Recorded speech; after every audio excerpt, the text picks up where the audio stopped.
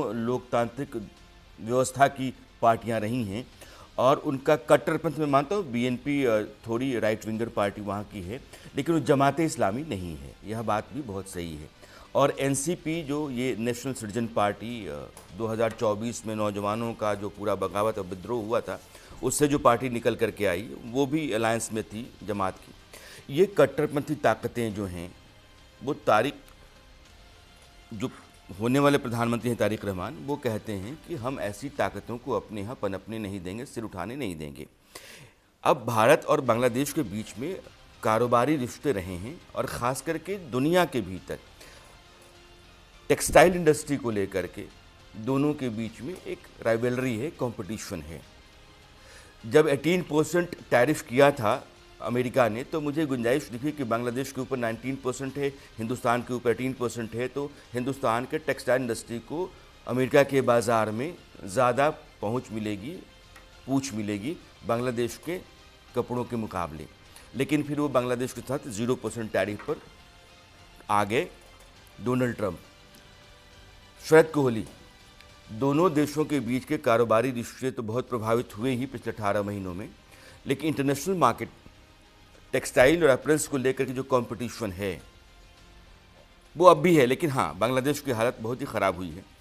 जो कारोबारी रिश्ते दोनों देशों के हैं, नई सरकार के तहत आप इसकी गुंजाइश बेहतर होने की कितनी देख रहे हैं? नमस्कार राणा जी, आपको, मेरे सह पैनलिस्ट को और न्यूज़ इंडिया 24/7 के सभी दर्शकों को। मुझे लग रहा है कि बांग्लादेश के पास एक जो एडवांटेज हुआ करता था कुछ साल पहले, टेक्सटाइल में दबदबा हुआ करता था कि आप किसी भी खासकर यूरोपियन और अमेरिकन नेशंस में जाके आप कपड़ा उठाते थे तो मेड इन बांग्लादेश आपको लिखा मिलता था। वो हाल में जो हुआ है पिछले 2 साल में, उन्होंने बहुत हद तक वो जो अपनी एडवांटेज थी, जो उनको एक दबदबा था, वो उन्होंने खोया। और जो हाल में अमेरिका के साथ डील हुई है उस पर मैं ज़रूर टिप्पणी करना चाहूँगा, क्योंकि जो प्रावधान निकल के आया कि भाई अगर अमेरिका का कॉटन होगा तो उस पर 0% टैरिफ लगेगा, तो शायद यहाँ पर भारत में लगने लगा कि शायद हमारे टेक्सटाइल पे प्रभाव पड़ेगा। वह भारत के लिए भी वही है, अगर आप अमेरिकन कॉटन यूज़ करते हैं तो 0% टैरिफ है, अपने यहाँ का कॉटन जाता है। और अमेरिका में बहुत सारा कपड़ा ऐसा दुकानों पर जाता है जो कि बिना अमेरिकन कॉटन के भी जाता है, यानी कि भारत और या बांग्लादेश के कॉटन पे जाता है। तो मुझे लग रहा है वो जो लग रहा था कि बांग्लादेश को एक एडवांटेज मिल गया है, वो ऐसा कुछ नहीं है। वो खाली एक समझ की फर्क थी, एक स्पष्टीकरण की जरूरत थी, जो कि आ चुका है।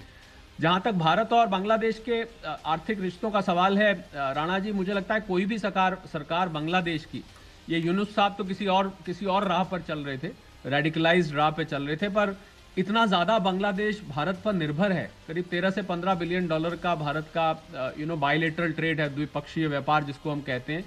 उसमें से 11-12 बिलियन डॉलर का तो भारत एक्सपोर्ट करता है, और हर चीज़, सब्जी फल से लेके, एनर्जी से लेके, इंफ्रास्ट्रक्चर से लेके, कितनी चीज़ों पर बांग्लादेश भारत पर निर्भर है। मुझे तो हैरानी होती थी जब बांग्लादेश सरकार का ये रवैया रहा पिछले 18 महीनों में, इस प्रकार का रवैया वो भारत पे जिस प्रकार से निर्भरता है। ये तो छोड़िए राणा जी, जो बांग्लादेश एक्सपोर्ट करता है उसमें जो भारत उनको ट्रांजिटरी रूट देता है, जिसके दम पे बांग्लादेश कह रहा था, वो ट्रांजिटरी रूट अगर भारत देना बंद कर देता तो उनका एक्सपोर्ट ही सारा रुक जाना था।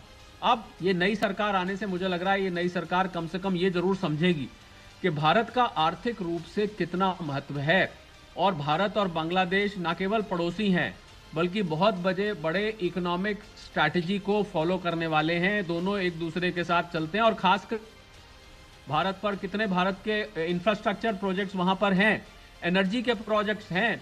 उसके अलावा हर चीज़, जैसा कि मैंने कहा, सब्जी दाल से लेके, फलों से लेके, कितनी चीज़ें भारत से जाती। इतनी लंबी फेहरिस्त है, मैं पढ़ने लगूं तो शायद बाकी का आपका समय इसमें चला जाए कि कितनी चीज़ें यहाँ से जाती हैं। तो मुझे बहुत हैरानी होगी अगर ये बीएनपी गवर्नमेंट अब भारत के साथ, जिसको हम आर्थिक भाषा में कहते हैं ट्रेड रीसेट, ये रीसेट कर साहब की सरकार ने बिगाड़ा है, उसको अब सुधारने की जरूरत है। भारत के साथ सामान्य रिश्ते, और आपने देखा कि अभी बजट जब आया भारत का, तो बहुत सारे विपक्ष वालों ने सवाल उठाया कि इतने खराब रिश्तों के बाद भी भारत ने बजट कम जरूर किया बांग्लादेश का एलोकेशन, पर फिर भी रखा।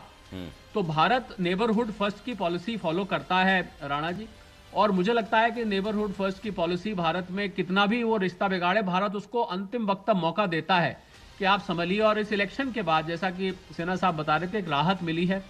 कम से कम जो यूनुस साहब जिस रास्ते पर चल रहे थे, हम ऐसी उम्मीद करते हैं। तारिक रहमान साहब पढ़े लिखे आदमी, पढ़े लिखे तो यूनुस साहब भी कहने को कहलाते थे, नोबेल प्राइज विनर थे। किस प्रकार के नोबेल प्राइज विनर थे हम नहीं जानते, पर तारिक रहमान साहब ट्रेड रीसेट करना चाहेंगे, ट्रेड टाइज को दोबारा स्टैब्लिश करना चाहेंगे, और चाहेंगे कि भारत और बांग्लादेश के जिस प्रकार से रिश्ते थे वो वापस रिस्टोर हों। अगर बिल्कुल नॉर्मल नहीं आए तो कम से कम बेसिक नॉर्मल मिलने चाहिए। और खासकर हिंदुओं पर जो हमले हो रहे हैं राणा जी, उसका तुरंत रुकना जरूरी है, क्योंकि भारत से अगर लंबे वक्त तक आर्थिक संबंध बांग्लादेश रखना चाहता है तो जिस प्रकार भारतीयों को एक एक करके किसी को चाकू मार दिया जाता है, किसी को जला दिया जाता है, किसी को पेड़ पे लटका दिया जाता है, मुझे लग रहा है ये चीज रोकनी होगी। वरना भारत सैंक्शंस लगा सकता था, उस टाइम लगा सकता था। मुझे लग रहा है भारतीय डिप्लोमेसी इंतजार करेगी कि तारिक रहमान साहब किस प्रकार का रुख अपनाते हैं, उसके आधार पर अगली आर्थिक नीति राणा जी तय की जाएगी। रविंद्र सचदेव साहब, ये जो